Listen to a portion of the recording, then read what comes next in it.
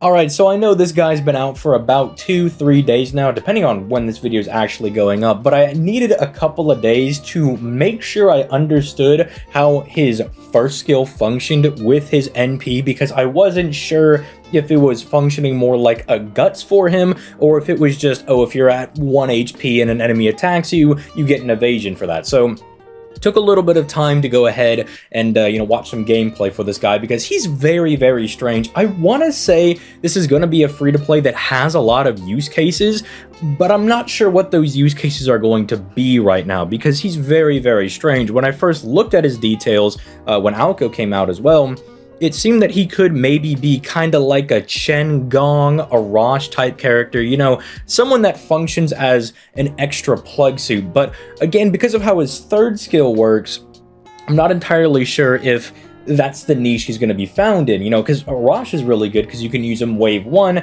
wipe the entire board, and then, just leave. Then he dips out for somebody else.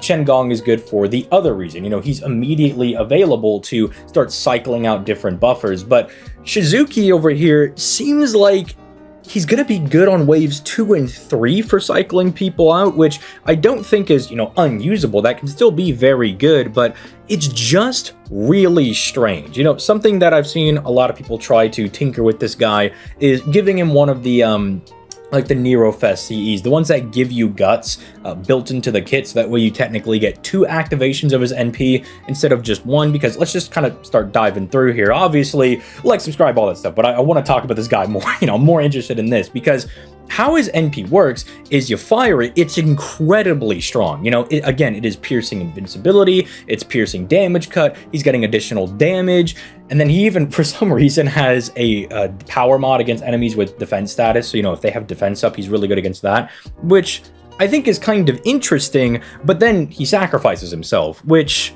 in a way makes me think that, okay, this is what people want from Mandricardo's, his second skill. They want him to be able to trigger this whenever, right? It's also why Habitrot is really good for certain team comps, is that you can kind of just use Habitrot, dump her skills, maybe have her clear a wave, but then she'll still, be cycled out because of her third skill, that causes her to sacrifice herself.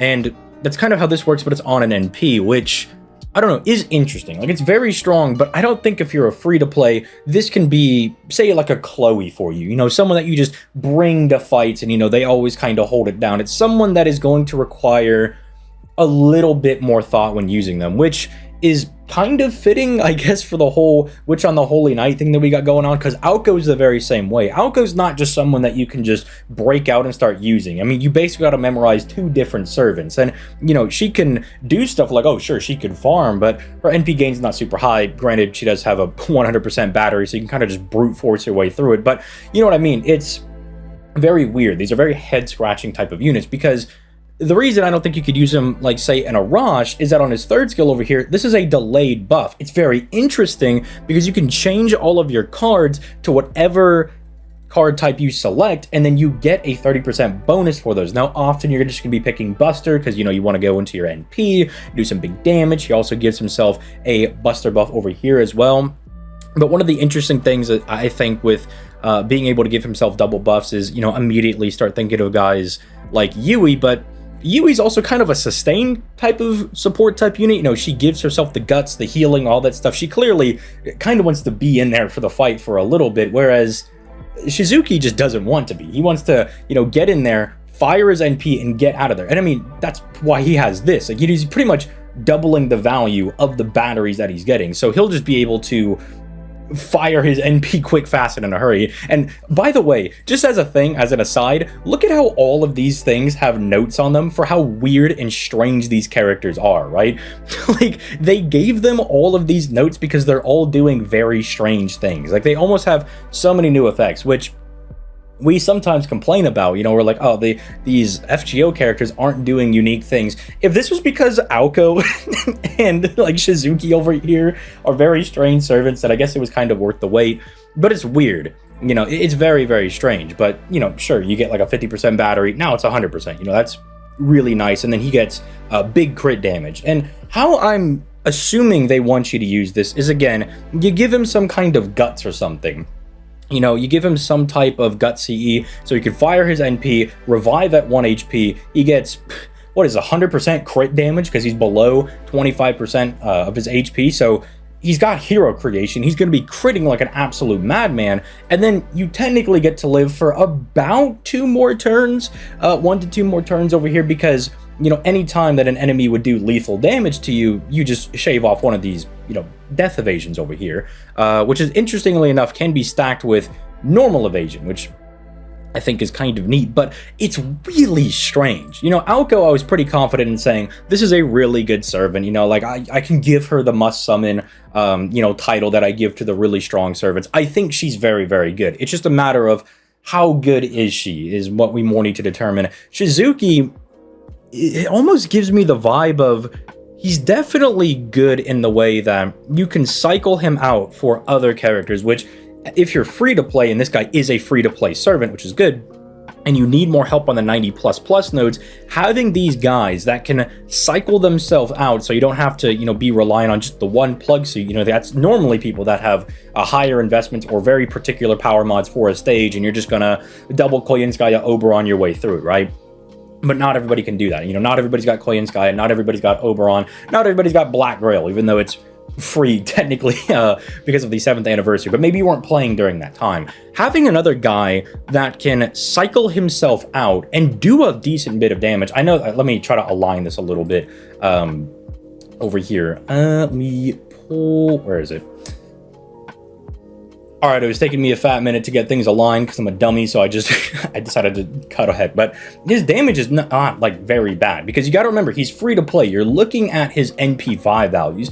Even going in neutral, that ain't bad. I mean, it's not the craziest, you know, that's a little bit higher than like an NP2 Herc over here, which isn't like the highest damage, but again, gives you kind of like a basis for where this guy's going to be punching up. Like, he's certainly doing a lot more damage than some of your other, you know, like gacha options over here, like your Artoria caster with none of her power mods or anything. So that's pretty good. That's a good place for him to be starting out on.